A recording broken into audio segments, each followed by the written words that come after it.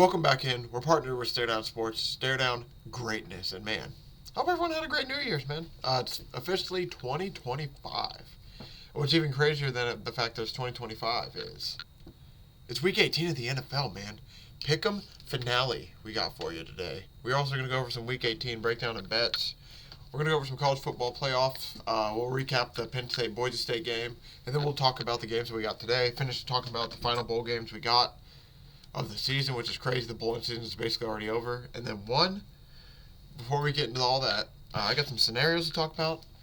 We got clinching scenarios happening, and we also got some incentives. There's a few players that they're close to getting a few bit of extra change if they can just get a few things. And we also got some divisions on the line, and we also got teams fighting for the playoffs. So, like I said, Happy New Year's. I won't make this too long of an episode since, holidays, and I don't want to keep people here forever. We'll try to get in and out in under about 40, 45 minutes. So, without any further ado, we usually start with Pickem. So I was going to say let's hop over to the Pickem board. But before we do that, we are actually going to talk about some incentives. First, what we're going to do, we're going to talk some player incentives, some guys that I have an eye on to get some stuff done this weekend. Some of them are kind of squarish, so it's probably not going to be the best number. Some of them a little bit sneakier, and some of them probably won't even be able to do, won't lie. And then we'll talk some scenarios. And then we'll hop into Pickem and all that, just so we kind of got a full.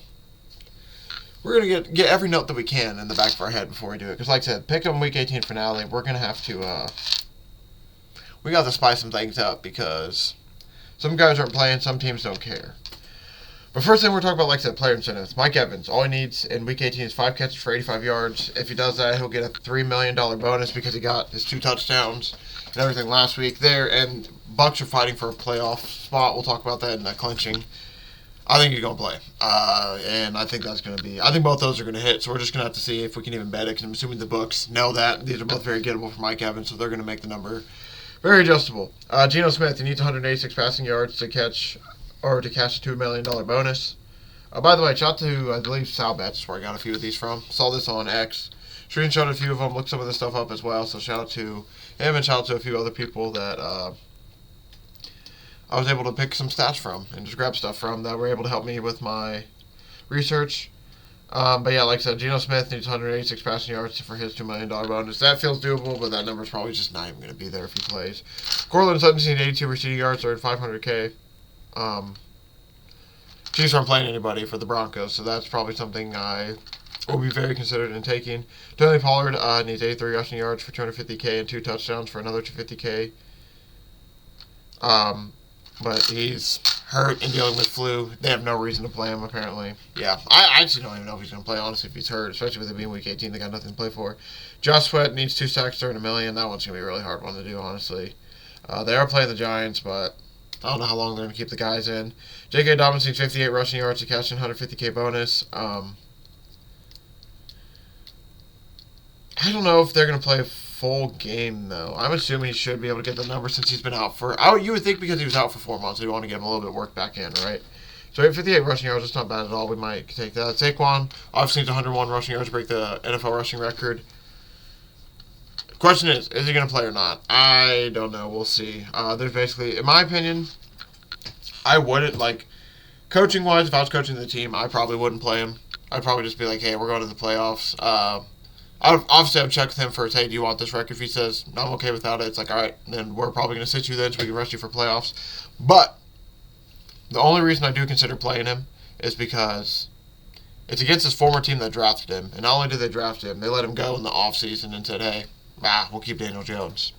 So and it would be pretty historic if he got that rushing record against his former team. Do you know how mad Giants fans would be?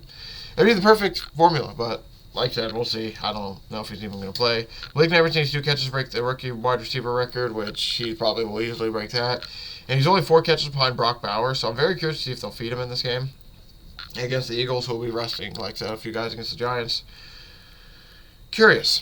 I'm very curious. He had a lot of receptions against the Colts. I'm thinking they would want to feed him again, right? Dante Fowler needs half a sack to get a $1.5 million bonus. Commanders are playing Cowboys, and they are playing their guys, so that's something that pretty incentivized I might be taking that. Zach Ertz, 2 touchdowns for 250K, 9 catches for 250K, and then 90 yards for another 250K. I don't think those are a lot. That's a lot for a tight end, and he's getting up there a bit in years, so I don't know if how much they're going to use him, man. They might use him like that, but I don't know. Baker Mayfield needs to finish in the top 10 yards per attempt, 3,500K. So they need to win that game too. It's -13. Very curious to see how that will go. Valdez-Scantling needs 1 touchdown to catch 250K, so we'll be giving out MVS to score this week, but the Saints are horrible. So that's going to be interesting. So that does it for those are a few of the things I was looking at. Like I said, a few of them at the end were kind of like, I don't know, but I felt like bringing them up at least because, like I said, they might just happen. Baltimore Ravens, their clinching scenario is they can clinch the AFC North with a winner tie or Pittsburgh Steelers loss to Cincinnati. Pittsburgh needs a win and a Baltimore loss versus Cleveland. Safe to say Baltimore's probably winning the AFC North, right? Especially with Cleveland trying to play for a top pick. The Bengals can make the playoffs with a win, a Denver loss, and a Miami loss or tie. Denver Broncos are win and end the playoffs, or need a loss from Cincinnati and a Miami loss, which I think one of those could potentially happen. Dolphins, they make the they can make the playoffs if they win and Denver loses to Kansas City. For Week 18, clinching scenario. That's all the AFC. That's all we got in the AFC. So, Dolphins, Broncos, Bengals, all fighting for the last wild card spot. It's the easiest for the Broncos to just need to win and in, or even tie and in. And then for the Bengals, they need the Dolphins to lose and the Broncos to lose. And they need to win. And for the Dolphins, they need to win and just have the Broncos lose. So as for the NFC, like I said, we're going to talk a little bit of NFC North. Atlanta Falcons, Tampa Bay Bucks. I guess we could have talked about the already clinched. So already clinched is Detroit Lions, Philadelphia Eagles, who clinched the 2 seed, Minnesota Vikings, Green Bay Packers, Los Angeles Rams, Washington Commanders. No seeds clinched just yet, which is interesting. So, and while in the AFC, I forgot to mention that. AFC, Casey got the 1 seed, Bills got the 2 seed, so 1 and 2 already locked up. The Pittsburgh Steelers, Baltimore Ravens, Houston Texans, Los Angeles Chargers are all locked for the playoffs. So it's just a matter of seeding at that point. So if you want to win this game if you're in the AFC North, because it's either win a home game or you get a road game. And I believe the road game would be against Houston. So, I mean, it's not the worst, but I think the next team you play is Kansas City, maybe. But anyway, moving on. Like I said, NFC North. So the Falcons, they played Carolina. They just need a win and a Tampa Bay loss versus New Orleans for the Bucks to win the NFC South. They just need a win or a tie. And they need Atlanta loss or tie versus Carolina. Pretty much it's winning in for the Bucks, who are 13-point favorites, which we'll talk about here in a minute. I think they might be okay. Lions they win the NFC South. I said NFC North. It's NFC South for Bucks. Falcons. I messed that up. I was sitting there, like, that's not the NFC North, and I just realized it now. Detroit Lions can clinch the NFC North and number 1 seed with the win. Vikings can clinch the number 1 seed with the North and a win. So these are the AFC per ESPN FPI. Shout out to that. They have some percentages. So basically, they got Baltimore as a 94% to get the 3 seed. Houston's locked in at the 4 seed. 5 seed, 67% going to Pitt. 6 seed, LA Chargers at 73. So then the 7th seed could be Denver, 64%, Miami 25, Cincinnati 10. So that's kind of making it seem like those positions are semi-locked in. But 5 seeds between Pittsburgh and the Chargers. And then, so basically the 5 and 6 seeders where some things might change. I believe if the Chargers win, they can potentially bump up a seed. I'm not 100% sure. So, on that one, I will admit. But, yeah. So then NFC-wise, Detroit, Lions 65% for 1 seed, Minnesota 34%. Philly locked in at 2. 3 seed is Rams at 65, Tampa Bay at 34. 4 seed Tampa Bay at 50, Rams at 34, Atlanta at 15. So I would assume that Tampa Bay might end up being the 4 seed, Rams 3 seed. That's kind of what it's looking like. 5 seeds can either be Minnesota or Detroit, with 65% being. I mean, I guess that doesn't matter. Whoever wins that game, we don't need to talk percentages there. That's going to be a fun football game. Number 6 seed Washington Commanders 79, Green Bay at 26%, and then number 17 is Green Bay at 73.9%, Washington at 26. Yeah, Washington needs to play because then they get the 6 seed. We talked about it on my show yesterday. That's a much favorable matchup against the Rams versus playing, I think it was, the Philadelphia Eagles? Yeah. I don't think I'd want to play them either, especially since I already played them twice in the division. The third time, That'd be a bit much. But those are the clinching scenarios. So, like I said, when it comes to bets, too, by the way, we're going to go to Pickem after this. But when it comes to bets today, we're going to be a little bit lighter, and we are not going to be taking many player props this week just for it's. I think people understand. It's week 18. We don't need to waste money. Let's focus on, playoffs. Because we got playoffs upcoming, so let's really, truly focus on that. So this week, we'll have some fun. We'll have some bets, but it's going to be a little bit lighter. Before we get the bets and everything and finishing the breakdowns, let's go to the Pickem board. As you can see, I admit I tinkered a little bit with some numbers after the Jalen Hurts injury and boned myself with the Colts. I could have gained 4 points, which I wouldn't have done too much, honestly, on the week. I mean, it would have put me about up here in the middle, but as you look, only thing I would have been a little bit happy about is it would have separated me a bit from Danny, but as you look for the season, Week 16 killed us. Horrible weeks at the beginning of the year killed us. As you can see now, we are officially probably not getting first because Keith, the way he's been picking this year, I'm not going to gain 40 points on him unless we have a perfect week. I mean, Week 18 is a chance to do it because, I mean, hey, if the picks are super, super wild, but I don't know, man. So past that, I mean, Mel's probably locked in for second. So Danny and I are fighting for third. So we have a chance for podium right here. But it was, I'm gonna lie, rough first few weeks of the season. And then Week 16 was really that was like the final dagger. Like, we were doing great until this week. This week just absolutely murdered us with, like I said, look how much farther they just, and this killed us.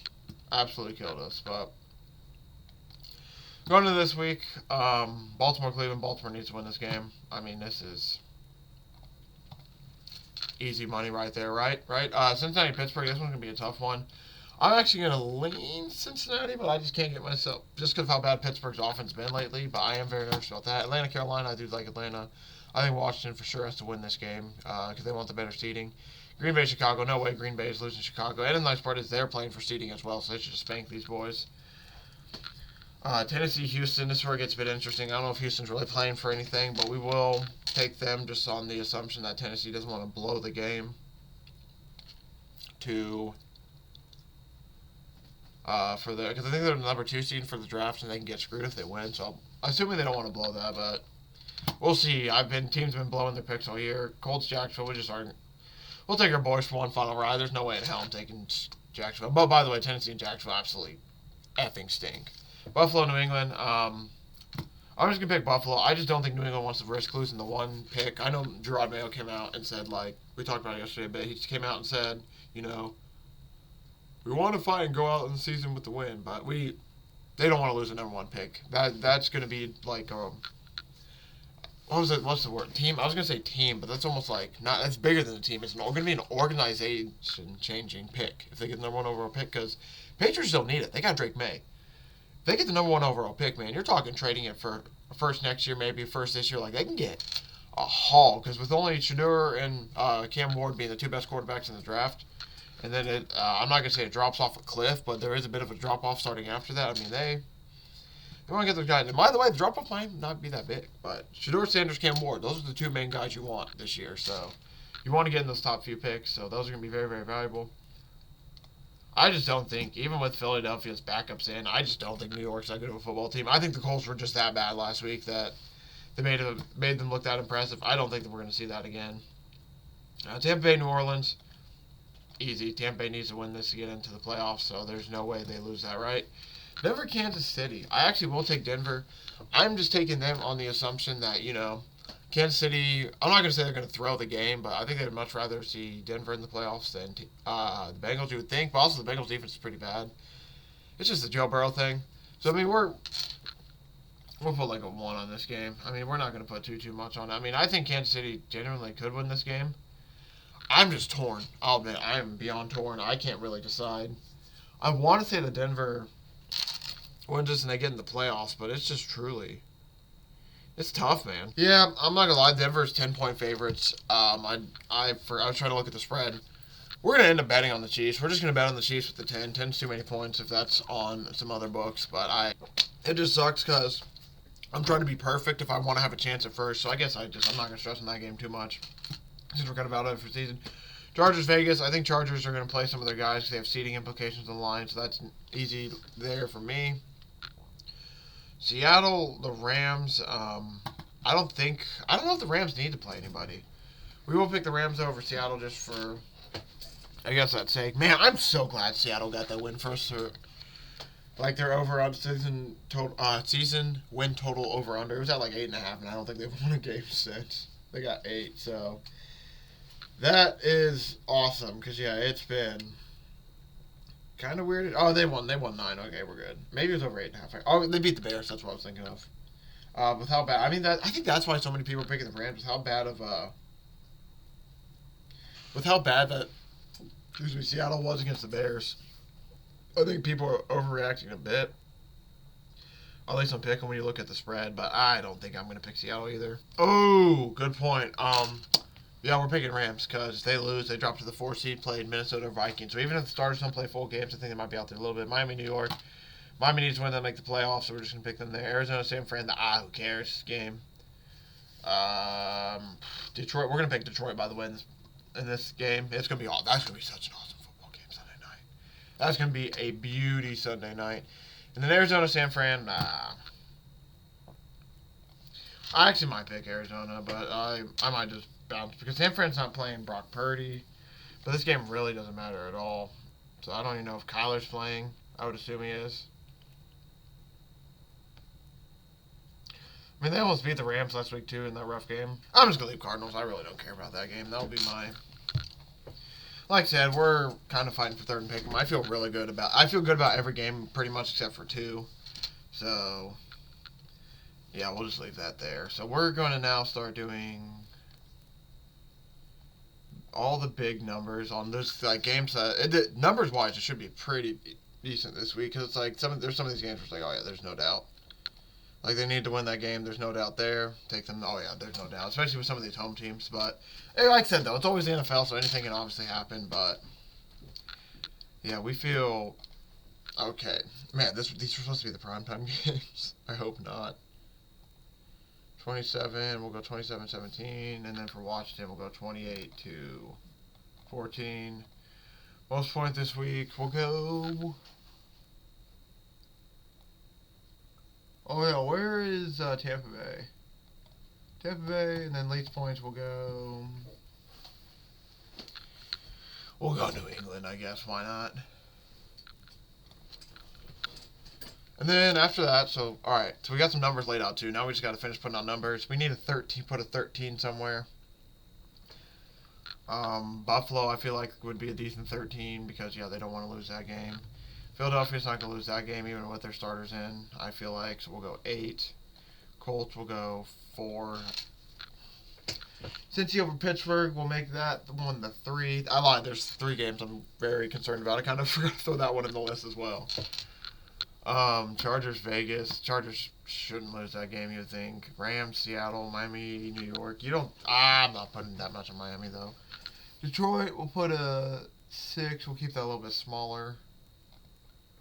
Rams will go 6. Well, actually, 5. We'll do that. And then I need to just find a lower number that's like a... I think we just need to bump everyone up, so we'll go 6, 7, 9, and then we'll put my 4. Actually, we'll go like this.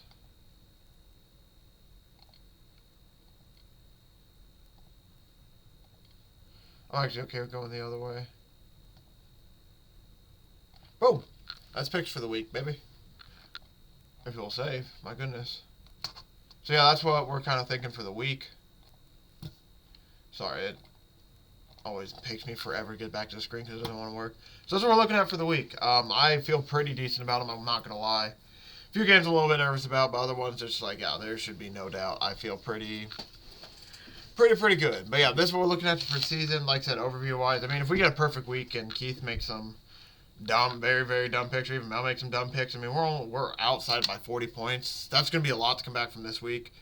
Just makes me so mad that I lost by almost 20 points to Keith and Danny and them last week, because literally if I was within 20 points and they had a somewhat bad week, I'd win. Now they need to have a horrible week for me to get first, but it's okay.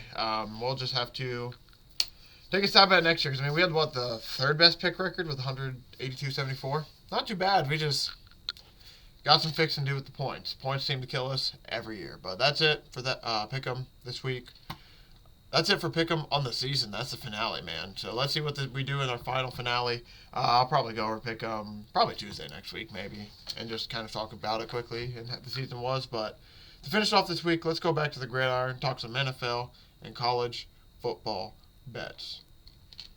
So with that being said now, we're going to go through the bet section. Like I said, it's not going to be too crazy because some of these games, I'm not going to say they don't matter, but they don't matter. It's week 18. Some of these teams they done, baby. Some teams are ready, obviously, for vacation. Some teams are doing this. Some teams are doing that. It's going to be interesting to see who shows up, pretty much, is what I'm trying to say. So we're going to go through this. Ravens are 17.5-point favorites. I mean, this is just way too damn big. They don't have any props on the game yet either. But, I mean, 17. What's crazy is they might just win by 17.5. But that's way too big a number for me to take. We'll take Bengals on the money line, though, just for the fact that I do think they're going to win this game. I just don't like how bad Pittsburgh's offense has been. And then the fact that the Ravens are going to win and probably clinch that. I mean, I guess technically the Steelers are playing for seeding, but at the same time, like, it's going to be interesting. If the Ravens win, are the Steelers going to fully be playing? I would assume so. But I don't know. We're going to end out the year with a Jamar Chase TD.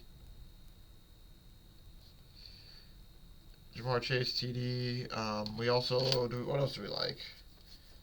I don't know if I'm going to take anybody else, actually. T. Higgins went off last week, so I'm kind of not really want to go there. Passing prop-wise, we might take Joe Burrow. No, that's a little bit too big. Never mind. I was going to say, we're going to take him over 1.5, but he's over 2.5 passing touchdowns. I'm good there. So, yeah, we'll just take Bengals minus 2.5. Jamar Chase anytime touchdown there. Falcons 7.5-point favorites over the Panthers. Actually, we'll take that. Because I think they will be I'm going to be nervous, though. That's going to be in red. We might add that. Falcons minus 7.5 does make me a bit nervous just for the fact that Raheem Morris, after watching that clock management issue, that kind of makes me a bit scared that, he's going to do some dumb things. No props out for that as well. I was going to say, we'll take Bijan TD in that game, and we might take we'll take a Bijan TD, and then I'm going to see who he likes receiver-wise live, but Penix was slinging that thing against the Commanders Monday night, so I'm very excited. He looks like he's going to be pretty decent. So I might even take him over, his passing touchdowns, assuming that's a decent number, but I don't know. Commanders minus 4.5. We'll take them. The Eagles absolutely just slapped the Cowboys. So why can't the Commanders do it? That game was ugly. And, yeah, prop-wise, I don't know if I really want to take anything in this game. Terry McLaurin had a horrible game, so we'll probably take some Scary Terry stuff. So, yeah, I do like Scary Terry props for that one. So let's go Scary Terry there in that game. We'll probably take him receiving yards, touchdown. And then past that, we talked about Zach Ertz, so maybe. No, his stuff's a little too far away, so we'll stay away from that. Packers minus 9.5. We'll take that. No, we won't. Never mind. Yeah. We'll take it. They're going to pull and play the guys. We'll take Packers minus 9.5. Josh Jacobs stuff's obviously. Past that. Probably going to end up staying away from that game. Texans are actually dogs, technically, to the Titans. Jesus. Texans are dogs to the Titans. I got nothing for you there. I'm just going to stay away from that game. If anything, we're going to take some Pollard stuff, remember, because he's close to incentives. So if anything, maybe take some of his stuff. Colts 4.5-point dogs, 4.5-point favorites to the Jags. I got nothing there. I'm not going to take, if anything, I might do a little, for me personally, I'm probably do a Colts-Bills money line parlay, 2-legger plus 140 something. I'm not going to take Colts minus 4.5, especially after the bullshit they pulled. I'm not going to take any props either, really. I just don't want to take any props against Jacksonville. I don't know how long they're going to play their guys. I don't know if Anthony Richardson's playing at this point. Bills. We'll take Bills on the money line. I know that it's a little bit juice, but there's no way the Patriots lose this game. And even with backups, they said Josh is barely going to play, but even with backups in, I think Bills could probably cover the 2.5. We're just going to take money line to keep it safe. Like I said, might even throw it in with something else, but I don't know who's going to play for them. We're going to take Eagles minus 3.5. Eagles minus 3. I just think even with the backups, they'll beat the Giants.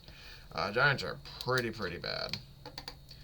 So I don't know how they keep that game close. Saquon. I will be taking Saquon's rushing over if he plays because he's obviously going to break the record. If his rushing yards are anywhere like 110, I'm taking the under. Because I think truly they'll get him to about 101, and then it's like, pull him. He's done. So that would be about it for that. Past that, they're resting guys. So I'm just going to take Eagles minus 3 because I think the Giants are bad. We'll take Bucks minus 13.5 as well. I just think they'll beat the shit out of the Saints. We're going to take Mike Evans stuff as well. Which is obviously, we'll take it over receptions, over receiving yards, because they're going to obviously want to get the record. And Bucks actually have stuff to play for. Rashad White or Bucky Irving, we're going to take one of those guys to score. Just need to figure out who I want to really take. Chiefs, we'll take Chiefs plus 10.5. Just too big. I think even with backups, they'll be able to keep this close. I know Broncos are playing for their playoff lives, but even with the backups, I feel like Andy Reid will have a game plan together to keep this somewhat close. So I like Chiefs plus 10.5 there. Chargers are minus 5.5 against the Raiders. I just think they'll win this game by 7 to 10. So I'll take Chargers minus 5.5. We'll take J.K. Dobbins over rushing, assuming it's a recent decent number. Like if it's anything above like 70, 80, we'll probably stay away from it. But don't mind that there. Rams, Seattle, I got nothing for you there. Dolphins, Jets. I got nothing. I'm not betting on the Dolphins or the Jets. I really don't want to. And then got nothing. 49ers, Cardinals. The game doesn't matter. So Sunday night football. Lions minus 2.5 point favorites. See, this team has more juice than Bills. Bills are minus 2.5, minus 120 on the spread. They're minus 144. Detroit Lions minus 2.5, minus 120 on the spread. 158 on the money line. Minus 158. A bit strong, but I do. Man, this is gonna be a fun football game. Obviously, check out Stare Down Sports. I have an article out for all the Week 18 plays. I'm going to have a lot of props in this game. This is going to be the game where I'll go prop heavy on. Shout out to Jameer Gibbs, by the way. Won me a fantasy chip. Love that boy, man. If we had the pick, though, we're going to take Lions minus 2.5. I think they potentially win this by field goal. But we're going to take... we're going to try to get my Lions money line or something. I might do, like... Yeah, we'll do a little money line parlay, maybe. Get Lions in there. Touchdown-wise, I mean, Jameson Williams looked really good last week. Jameer Gibbs minus 390. Those odds are a bit big. Over-unders at 56.5. There's going to be a lot of scoring. Especially if the defense plays as bad as it did last week against the 49ers. So I lean over a bit because I think this will get in the 30s. I mean, there's going to be a lot of guys that like to score. Like, I like it. Don't mind Jameer Gibbs. Don't mind Justin Jefferson. Don't mind Jordan Addison. I like Jameson Williams. Don't mind him either. Don't mind Tim Patrick. Like, there's a lot of guys that potentially could score. So this is just going to be a fun game. Prop-wise, I don't even think they have... Oh, they do. Passing props, both guys throw over 1.5 touchdowns is minus 176, minus 160. You're talking about juice on Juice Boy. Justin Jefferson, 91.5 receiving yards. Almond Ross, 70.5. Jameson Williams over 58.5 total receptions. Yeah, I won't lie to you. I'm going to do a little bit more of a deep dive. I thought I did a deep dive, and I'm seeing some of these numbers again. It's like, maybe I don't like some of these as much as I did before. So, as of right now, we're like Lions money line. Jameer Gibbs anytime touchdown. I think I can't decide between Almond and Sam Laporta. So, like I said, we'll break this down a little bit more over the weekend. I just need a little bit more time to look at it and decide on some of these props. But there are going to be some props I for sure like. And then rushing-wise, Jameer Gibbs is over 87.5. I don't mind that. But, yeah. A lot of heavy juice and some of the stuff I do like, too, which kind of hurts my heart. But that's it for NFL, man. So we got Bengals minus 126. Jamar Chase touchdown. Bijan touchdown. Falcons minus 7.5. Commanders minus 4.5. Scary Terry receiving and touchdown. Pacers. I'm about trying to say Pacers and Packers. Packers minus 9.5. Tony Pollard stuff. assuming he's able to play for the Titans. Bills money line, Eagles minus 3.5, Bucks minus 13.5, Mike Evans receiving receptions and touchdown. Chiefs plus 10.5, Chargers minus 5.5, J.K. Dobbins rushing over, and Lions money line. Man, that takes us pretty much in the bowl games. So we'll talk about last night real quick. Boise State, Penn State. Boise State wins 31-14. It was close for most of the game, a little bit. I mean, it was close in score, but not really close in, I guess, on-field play. Like, Boise was truly fighting. I mean, the kicker left 6 points on the board. He absolutely shanked two. One of them he just missed barely. The first one, I don't know if it got blocked or what, but that thing was shanked to the left. It was a horrible kick. Alabama, by the way, lost to Michigan. Without Michigan, all Michigan's guys. Man, you just can't wear red against blue, eh? But no, but going back to Penn State, we'll talk about those other bowl games later on. They don't really matter. We're talking college football playoffs. Penn State 31-14. I mean, they did not look too bad at all. Drew Eller, 13 for 25, 171, 3 touchdowns. Madsen, he just had 3 interceptions. But other than that, he was 23-35 for 304. He looked not too bad. Katron Allen, 17, 134. Nick Ashton Genty had 30 for 104 himself. He had an early fumble at the game, which was kind of crazy to see happen for him. Nick Singleton, 12 for 87. He had a touchdown. He was the guy he ripped it open with like 3 or so minutes left to basically seal the game.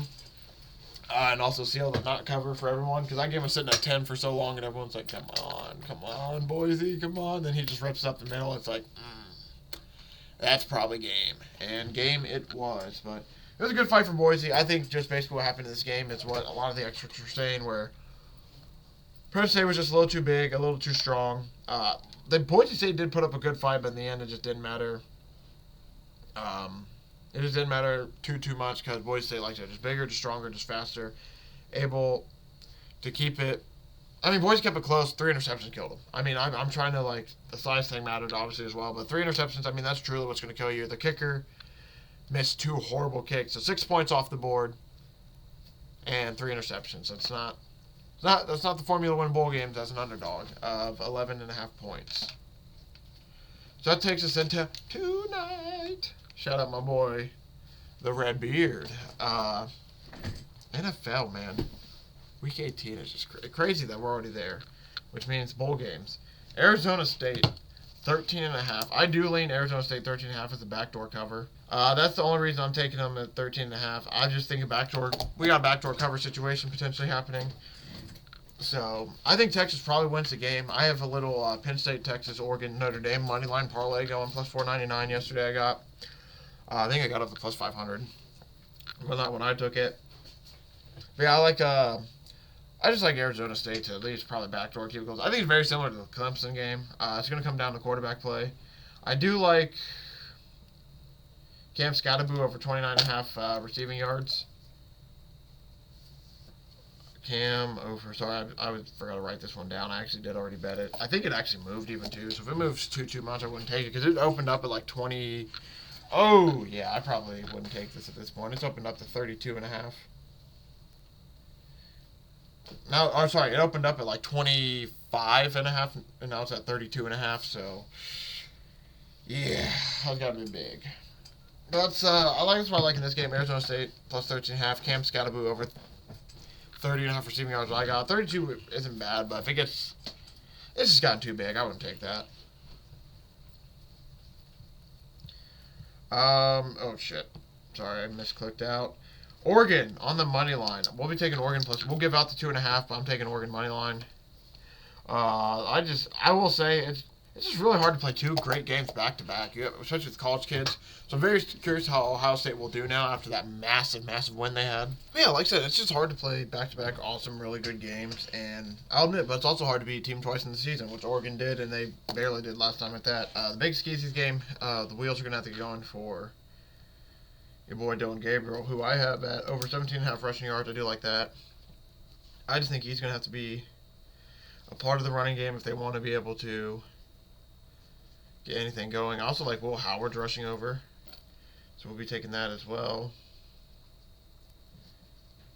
Sorry, like I said, this is another one I didn't. Your boy forgot to write it down. But yeah, Will Howard rush over hits is 12.5. A little bit lower, but I think both these guys. The only issue with these, don't forget for college with rushing yards, dumb rule, but for college rushing yards, they count as sacks count as rushing yards, which is very, very dumb. So they take a 30-yard sack. There goes 30 yards. So that's the only fear I have with those, but I still like those. I also like the over in this game. I just think it's over 55.5. I think this potentially could be another, like, 31-30 type game. But at the same time, it just because it's indoors as well, so weather shouldn't be a factor as well. So yeah, give me the over 55.5. Or did it drop to 54? I think it might have moved. Oh no, it's still 55. Yeah, give me the over 55.5. But yeah, I think that Oregon wins this, and potentially everyone's saying the winner of this probably wins the national title. I think I kind of lean there too, as of right now. But this is gonna be a really fun game to watch. This one's at 5, and then later tonight, man, my boys, the Fighting Irish, plus 1.5 against Georgia. Give me Notre Dame on the money line, man. If they can keep the run game going, they're going to be able to win this game. Notre Dame has some really good corners. I'm excited to see how they're going to match up against these wide receivers for Georgia, who have not been the best this season. They are horrible. The wide receivers are by no means horrible. They aren't Georgia wide receivers that we're used to. Besides that, Notre Dame, like I said, the biggest question for them is Jeremiah Love. If he's healthier and good enough to go, he's going to be a big, big factor in that's basically keeping this offense going. Riley Leonard's going to need to do some things as well. That's another thing I like. I like Riley Leonard's rush over a little bit. I think we'll see if it's changed. I hope it has not. Ooh. Damn. Should have got it yesterday. We're going to see. I'm debating giving this out now. I'm not going to lie to you. This number, every number that I wanted to take jumped. We'll just not take the under. That sucks, dude. So we'll take Riley Leonard. We hit him at 34.5 rushing yards yesterday. Like that. It's at 40.5 now. Texas team total over 33.5 or 32.5 yesterday is now over 33.5. I forgot to get that out as well. Texas team total over 33.5. I just think that it's gonna be a high scoring game. And then Riley Leonard, I guess, will give out his rushing over at that. That just sucks, man. I still think it's doable. It's just like when college, especially with the sack rule, and everything, I would like to get every guaranteed, number we can. So the fact that 34 to 40, that's a pretty big jump. So it's just like, man,